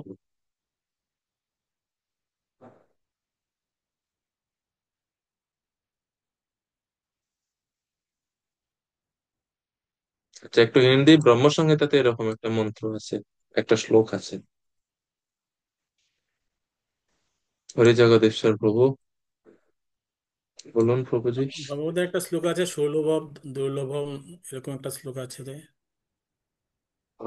কি সেই শ্লোক? এই গোপী গীতের বোধ হয়। গোপী গীতে, ভাগবতমে? হ্যাঁ, একটু বলুন, লাইন, প্রথম এক লাইন দুই লাইন বা একটা শব্দ রোধ বলুন। সুলভম দুর্লভম শুরু হয়েছে আর কি। শ্লোকটা শুনেছিলাম একটা জায়গায়।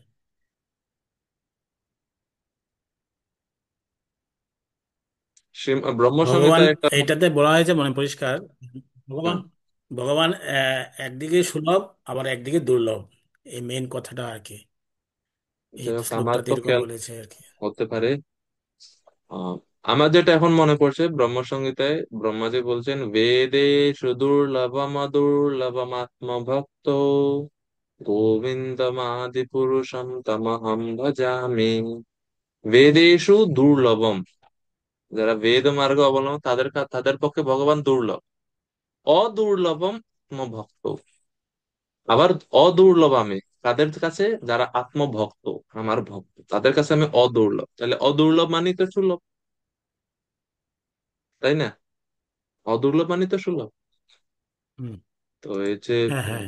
সুলভ, ওইখানে আমরা দেখতে পাই। আরেকটা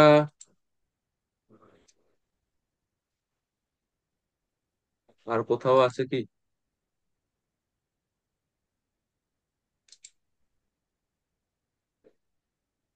সুলভো ভগবান নাম জিহ্বা চ বশবর্তিনি তথাপি নরকম ইয়ান্তি কিম আশ্চর্যমতঃ পশ্য।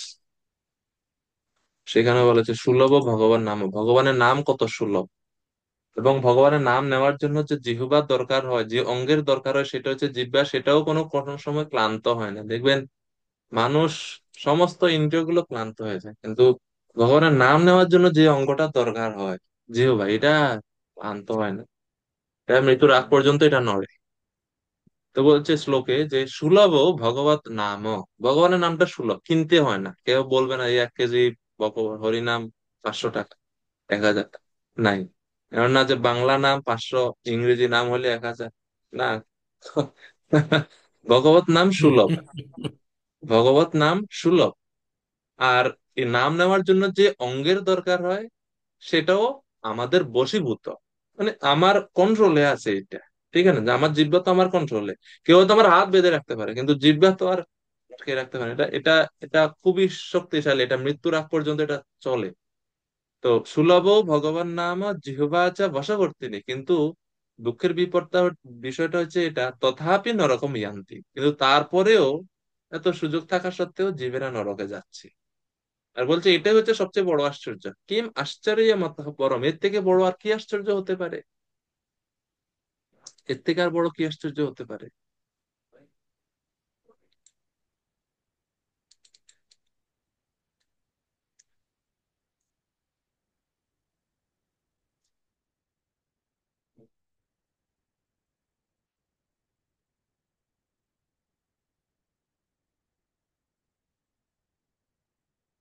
এই জন্য আহ ভক্তিযোগ, যেটা হচ্ছে ভক্তিযোগীদের কাছে ভগবান নিজেকে সুলভ করে দেন, এর বর্ণনা আমরা এইভাবে পেলাম। এছাড়াও মানে শাস্ত্রে বহু জায়গাতে ভগবান মানে এই কথা স্বীকার করেছেন যে শুধুমাত্র এই অনন্য ভক্তি বা শুদ্ধ ভক্তের কাছে আমি সুলভ হই, ভক্তির দ্বারাই শুধুমাত্র কেউ আমাকে জয় করতে পারে, অন্য কোনো পন্থার দ্বারা নয়। অনেক জায়গাতে ভগবান বলছে। যেমন আমরা যদি শ্রীমদ্ ভাগবতমে যাই, কিছু শ্লোকের কথা আমরা বলবো যেখানে এই ভক্তিকে ভগবত প্রাপ্তির একমাত্র উপায় বলে বলা হয়েছে। তাও এই ভক্তিটা মিশ্র ভক্তি নয়, এটা শুদ্ধ ভক্তি, কেবলা ভক্তি, অনন্য ভক্তি। ঠিক আছে। 11, 14, 21 শ্রীমদ্ ভাগবতম। ভক্তাহম একয়া গ্রাহ্য, এই শব্দ, এই অংশটা তো আপনারা অনেক শুনেছেন, প্রভুপাদ অনেক জায়গায় এই ব্যবহার করেন এই শ্লোকাংশটা। ভক্তাহম একয়া গ্রাহ্য, অনন্য ভক্তির দ্বারাই আমি লভ্য হই। 11, 14, 21 এটা বলা হয়েছে। 11, 12, 8 সেখানে আবার বলা হচ্ছে কে বলে না হি ভাবে না মামিয়ুর অঞ্জসাহা, কেবল শুদ্ধ ভক্তিযুক্ত ভাবের দ্বারাই কেউ আমাকে শীঘ্র প্রাপ্ত হতে পারে। প্রহ্লাদ মহারাজ সপ্তম স্কন্ধে 7ম অধ্যায়ের 52 নম্বর শ্লোকে বলছেন, প্রিয়তে অমলয়া ভক্ত্যা হরির অন্যথ বিড়ম্বনম। প্রিয়তে, আমি প্রীত হই, অমলয়া ভক্তির দ্বারা। কোন ভক্তি? অমলয়া ভক্তি, মানে অমল ভক্তি, যে ভক্তির মধ্যে মল নাই, মানে শুদ্ধ ভক্তি, মিশ্র ভক্তি না, বাসনাযুক্ত কিছু না, শুদ্ধ ভক্তি। 11, 14, 20 বলা হচ্ছে না সাধয়তি মাম যোগো না সাংকম ধর্মোদ্ভব না সাধ্বায় তপত্যাগ যথা ভক্তি মম উর্জিতা। প্রবলা ভক্তির দ্বারা, শুদ্ধ ভক্তির দ্বারা আমি যেভাবে বশীভূত হই, অন্য কোনো যোগপন্থার দ্বারা সেরকম আমি বশীভূত হই না। 11, 12, 9 ইয়ম ন যোগে ন সাংখ্যে ন ইত্যাদি আছে। এই শ্লোকেতেও ভগবান সেই রকমই বলেছে। চৈতন্য চরিতামৃত থেকে যদি আমরা যাই, বিখ্যাত শ্লোক আছে, ওইচে শাস্ত্র কহে কর্ম জ্ঞান যোগ তেজি ভক্তে কৃষ্ণ বশ হয় ভক্তে তারে ভজি। ওইচে শাস্ত্র কহে, সমস্ত বৈদিক শাস্ত্র ঘোষণা করছেন কর্ম জ্ঞান যোগ ত্যাগ করে ভক্তে কৃষ্ণ বশ হয়, ভক্তে তাকে ভজনা করো, ভক্তির দ্বারা তাকে ভজনা করো। জ্ঞান কর্ম যোগ ধর্মে নহে কৃষ্ণ বশ, কৃষ্ণ বশ হেতু এক, কৃষ্ণ প্রেম রস। ভক্তির দ্বারাই ভগবান শ্রীকৃষ্ণকে বশ করা যায়। স্থানে স্থিতা শ্রুতিগতাম তনুবাং মনোভি, এই প্রায়শা জিত জিত পিত স্ত্রীলোক্যা। ব্রহ্মাজি দশম স্কন্ধে 14 অধ্যায়ে ওনার প্রার্থনাতে বলছেন অজিত জিত অপিত্ত স্ত্রীলোক্যাম, তারা এই ভক্তির দ্বারাতে শ্রবণ কীর্তনের পন্থায় যুক্ত হওয়ার মাধ্যমে অজিত ভগবান, ভগবানকে অজিত বলা হয় মানে তাকে কেউ জয় করতে পারে না, কিন্তু সেই অজিত ভগবানকেও ভক্তরা ভক্তির মাধ্যমে জয় করে নেন। এই হচ্ছে শুদ্ধ ভক্তি যুগের বিশেষত্ব। তো এখন অর্জুন জিজ্ঞেস করছে, আচ্ছা এরকম একাগ্র ভক্তি যদি কেউ লাভ করে তাহলে উনি কি হবে, মানে কি লাভ করবেন, মানে কি ফল পাবেন তিনি? তো ভগবান বলছেন 15 নম্বর শ্লোকে, তাদের আর কোনো সময় পুনর্জন্ম হবে না। মামোপেত্য পুনর্জন্ম দুঃখালয়াম শাশ্বতম, নাপ্নুবন্তি মহাত্মানা সংসিদ্ধিম পরমাম গতাঃ। মহাত্মা ভক্তিপরায়ণ যোগীগণ আমাকে লাভ করে আর দুঃখপূর্ণ এই সংসারে, নশ্বর সংসারে পুনরায় জন্মগ্রহণ করে না, কেননা তারা পরম সিদ্ধি প্রাপ্ত হয়েছেন। এই জগৎটা হচ্ছে দুঃখালয়ম, বিখ্যাত শ্লোক, হ্যাঁ, ভগবত গীতা। দুঃখালয়ম শাশ্বতম, দুঃখালয়ম অনন্তম আমরা বলি, এ হচ্ছে পুরো শ্লোক। শিখতে পারেন এটা আপনারা। তারা আপনবন্তী, তারা এটা প্রাপ্ত হয় না। তাহলে তিনি কি আহ, কি প্রাপ্ত হন? সমসিদ্ধিম পরমাম গতা, তারা পরম গতি লাভ করে, তাদের আর বারবার পুনর্জন্ম গ্রহণ করতে হয়। প্রভুপাদ বলছেন গীতায় এই তাৎপর্যে যে পরম ধামের বর্ণনা করে বৈদিক শাস্ত্রে বলা হয়েছে যে তা হচ্ছে অব্যক্ত অক্ষর ও পরমাগতি, অর্থাৎ সেই গ্রহলোক আমাদের জড় দৃষ্টির অতীত এবং যা বর্ণনারও অতীত, কিন্তু তাই হচ্ছে মহাত্মাদের জীবনের পরম লক্ষ্য। তারা এই জন্ম মৃত্যু জরাব্যাধি রূপ ক্লেশে জর্জরিত এই জড় জগৎ তারা থাকতে পারে না। প্রভুপাদ যেটা সহজ, প্রভুপাদ স্ট্রিক্টলি বলছেন যে এই জগৎ কোনো ভদ্র মানুষের থাকার জায়গা, বলে দিয়েছেন প্রভু। বাস্তব জিনিস, জগতে মানে এত জঞ্জাল চতুর্দিকে, ভদ্র মানুষ এখানে কিভাবে থাকবে?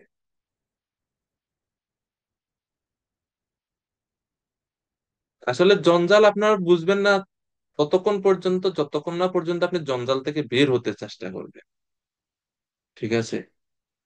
নারদ মুনি, শ্রীমদ্ ভাগবতমে বর্ণনা আসে চতুর্থ স্কন্ধে মনে হয়, যখন নারদ মুনির হরিয়শ্ব মানে দক্ষের যে 10,000 পুত্র তারা যখন বনে আসছে তপস্যা করার জন্য, নারদ মুনির সঙ্গে দেখা হয়।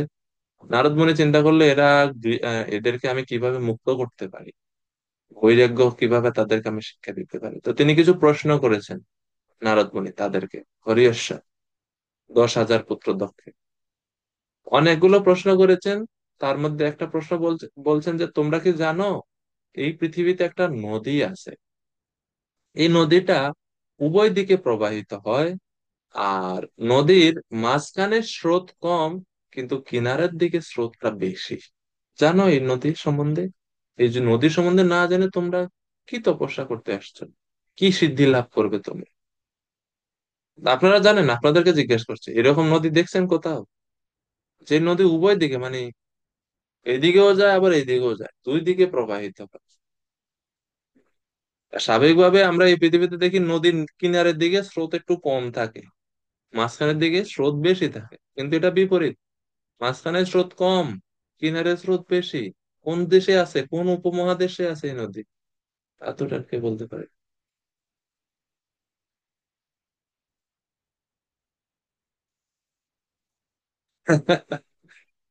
এটা দৃশ্যমান কোন নদী না, এই জগতের মধ্যে কোথাও এই নদী দেখা যায় না।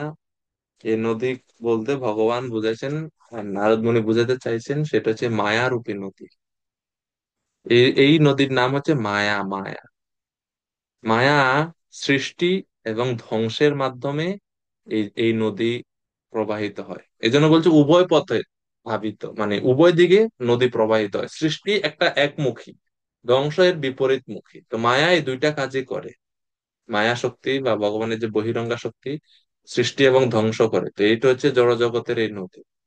আর এই মায়ার আর একটা বৈশিষ্ট্য যে পরে যেটা বললো যে মাঝখানে স্রোত কম, কিনারে স্রোত বেশি। অর্থাৎ আমরা তো এখন মানে মায়ার সাগরে সব হাবুডুবু খাইতেছি না, হাবুডুবু খাইতেছি এখন। এজন্য ওই জঞ্জাল ভাই, জড়জগতের দুঃখালয়, জড়জগৎটা যে কষ্টে পরিপূর্ণ, এটা ভদ্র মানুষের জায়গা এটা মনে হচ্ছে না। কারণ আমরা তো যে মাঝখানে আছি, এখানে স্রোত অত বেশি নাই। কিন্তু আপনি মায়া থেকে বের হওয়ার চেষ্টা করবেন, তখনই আপনি দেখবেন কত স্রোত আপনার দিকে আসে, কত প্রতিবন্ধকতা আপনার সামনে আসে উপস্থিত। কেননা কিনারে স্রোত বেশি। আপনি তো মাঝখান থেকে কিনারে যেতে হবে, যেই কিনারেই যান, ডানে অথবা বামে।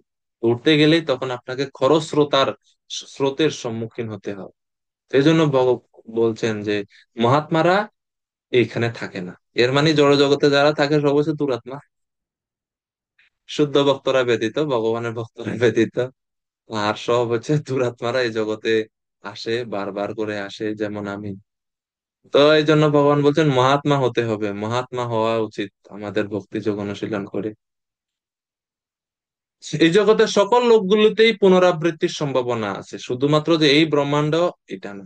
মানে ব্রহ্মলোক থেকে শুরু করে পাতাল লোক পর্যন্ত সব লোকেই পুনরাবর্তনশীল, পুনর্জন্ম হয়। কিন্তু ভগবানকে লাভ করলে একমাত্র পুনর্জন্ম থেকে মুক্ত হওয়া যায়। ব্রহ্মাণ্ডের আর অন্য কোন জগতে কেউ হয়তো বলতে পারে আমি স্বর্গে যাবো, কি স্বর্গে গেলে সুখে থাকবো, বলতে না বাবা, স্বর্গে গিয়েও লাভ নাই। কারণ স্বর্গ ধ্বংস হয়, স্বর্গের দেবতাদেরও বিপদ হয়, তারাও মাঝে মাঝে রাজ্য থেকে বহিষ্কৃত হয়ে যায়। তো 16 নম্বর শ্লোকে ভগবান বলছেন যে কেউ যদি পুনর্জন্ম থেকে, জন্ম মৃত্যু চক্র থেকে মুক্ত হতে চায়, তাহলে সেই বুদ্ধিমান মানুষের উচিত আমার শরণাপন্ন হওয়া, ভক্তি যোগে যুক্ত হওয়া। ব্রহ্মা ভুবনান লোক পুনরাবর্তিনার্জুন মামুপেত্য তু কৌন্তেয় পুনর্জন্ম ন বিদ্যতে। ভগবান শুদ্ধ ভক্তির অনুশীলনের ফল বর্ণনা করছেন এবং বলছেন জড় জগতের সাথে তুলনা করে শ্রীকৃষ্ণের পরম ধামের মহিমা এই 16 নম্বর শ্লোকে বর্ণনা করা হচ্ছে। যে এই জড় জগৎ এই ভুবন থেকে ব্রহ্মলোক পর্যন্ত, মানে আমাদের এই আমরা যেখানে আছি ভূমণ্ডল, এর থেকে উপরে যে ব্রহ্মলোক, সব পুনরাবর্তনশীল, অর্থাৎ সব ধ্বংস হয় সৃষ্টি হয়, ধ্বংস হয় সৃষ্টি হয়। এটা হচ্ছে জড় জগতের অবস্থা। আর পরম ধাম বা ভগবত ধামের কি স্বভাব বা কি স্বরূপ, আমাকে যারা প্রাপ্ত হয় তাদের আর পুনর্জন্ম হয় না। অর্থাৎ আমার ধাম এই পুনঃ পুনঃ সৃষ্টি বা ধ্বংস হয় না। ভগবানের ধাম নিত্য, ভগবান যেরকম নিত্য ভগবানের ধামও নিত্য। তো প্রভুপাদ তাৎপর্য বলছেন যে কর্ম, জ্ঞান, হঠ আদি যোগ সাধনাকারী যোগীদের ভগবান শ্রীকৃষ্ণের দিব্যধামে প্রবেশ করতে হলে পরিশেষে কৃষ্ণ ভাবনায় ভাবিত হয়ে ভক্তি যোগ অনুশীলন করার মাধ্যমে পূর্ণতা লাভ করতে হবে। ভগবান শ্রীকৃষ্ণের এই দিব্যধামে একবার প্রবেশ করলে আর জড়জগতে ফিরে আসতে হয় না। এটা হচ্ছে ভগবত ধামের বৈশিষ্ট্য। প্রভুপাদ আরো বলছেন যে ছান্দোগ্য উপনিষদে উল্লেখিত পঞ্চাগ্নি বিদ্যা নামক একটা যজ্ঞ রয়েছে, সেই যজ্ঞ অনুষ্ঠান করলে কেউ ব্রহ্মলোকে উত্তীর্ণ হতে পারে। কিন্তু লাভ কি? ব্রহ্মলোকে যদি তিনি কৃষ্ণ ভাবনা অনুশীলন না করেন, তবে তাকে আবার পৃথিবীতে ফিরে আসতে হয়। তো শ্রীধর স্বামী এই জন্য ভগবদ গীতার এই ভাষ্য রচনায় এই শ্লোক উদ্ধৃতি করেছেন। সেটা হচ্ছে ব্রহ্মণা সহতে সর্বে সম্প্রাপ্তে প্রতিসঞ্চরে পরস্যাস্তে কৃতাত্মানঃ প্রবিশন্তি পরম পদম। অর্থাৎ যারা ব্রহ্মলোকে যায়, এই দুই শ্রেণীর উপাসকেরা এই ব্রহ্মার কাছে যায়। এর মধ্যে যারা জড় ব্রহ্মাণ্ডের প্রলয়ের পর মানে আর এই জড় জগতে ফিরে আসতে চায় না, যাদের লক্ষ্য না শুধু সুখ ভোগ করা, যাদের লক্ষ্য ভগবানের কাছে ফিরে যাওয়া, তারা ব্রহ্মার কাছে যায় এবং ব্রহ্মার সাথে অবস্থান করে। যখন ব্রহ্মার আয়ু শেষ হয়, মহাপ্রলয় হয়, তখন ব্রহ্মা সহ তারা ভগবানের কাছে ফিরে যায়। আর যারা জড় সুখ ভোগের বাসনা থাকে, তারা ব্রহ্মলোকে গেলেও তাদেরকে আবার এই পৃথিবীতে ফিরে আসতে হয়। এই দুইটির শ্রেণী আছে ব্যক্তিদের মধ্যে। তাহলে মূল বিষয়টা হচ্ছে যে ভক্তিযোগ অনুশীলনের মাধ্যমে আমরা অতি শীঘ্রই এবং অতি সহজে ভগবত ধামে ফিরে যেতে পারি। এবং এই ভগবানের ধামের বৈশিষ্ট্য বর্ণনা করা হয়েছে গীতার মধ্যে, সেটা হচ্ছে আপনারা পাবেন 15 অধ্যায়ে। হ্যাঁ, 15 অধ্যায়ে প্রথম দিকে প্রায় 4, 5, 6, 7 এইসব শ্লোক দিকে পাবে। And, সেখানে সূর্য, চন্দ্র, আলো, আলোর দরকার হয় না। ন শশাঙ্কো ন পাবক ইয়দ্ গত্বা ন নিবর্তন্তে তদ্ধাম পরমম মম। এই শ্লোকগুলোর মধ্যে 15 অধ্যায়ে বর্ণনা আছে। আর আবার ভগবত ধামের বা বৈকুণ্ঠ লোকের বর্ণনা আপনারা যদি আরো জানতে চান বা পড়তে চান, তাহলে আপনারা পড়তে পারেন শ্রীমদ্ ভাগবতম 3য় স্কন্ধ 15 অধ্যায়, বৈকুণ্ঠ লোকের বর্ণনা, অধ্যায়ের নামই। সেখানে বৈকুণ্ঠ লোক কেমন, বৈকুণ্ঠ লোকের যারা অধিবাসীরা আছে তারা কেমন, বৈকুণ্ঠ লোকের পাখিরার কি বৈশিষ্ট্য, বৃক্ষের কি বৈশিষ্ট্য, পুষ্পের কি বৈশিষ্ট্য, সব ওখানে বর্ণনা আছে। Kingdom of lord Vishnu, Vaikuntha Lok. তো এইভাবে ভগবান 14, 15, 16 3টি শ্লোকে শুদ্ধ ভক্তি যোগের মাধ্যমে কিভাবে ভগবান শ্রীকৃষ্ণকে স্মরণ করা যায় তার বর্ণনা দিল। এখন এই শেষ দিকে যেহেতু ভগবানের ধামের কথা বললেন, এখন ভগবানের চিন্তা হলো যে আমি এই জগৎ আর আমার চিন্ময় ধাম সম্বন্ধে আরেকটু বিস্তারিত অর্জুনকে বলি। তো 17 থেকে 22 নম্বর শ্লোকে জড় জগৎ ও চিন্ময় জগতের মধ্যে তুলনা এবং চিন্ময় বা পরম ধামের মহিমা ভগবান আলোচনা করবেন 17 থেকে 22 নম্বর শ্লোকে, যা আমরা দেখবো সামনের ক্লাসে। আজকে 16 নম্বর শ্লোক পর্যন্ত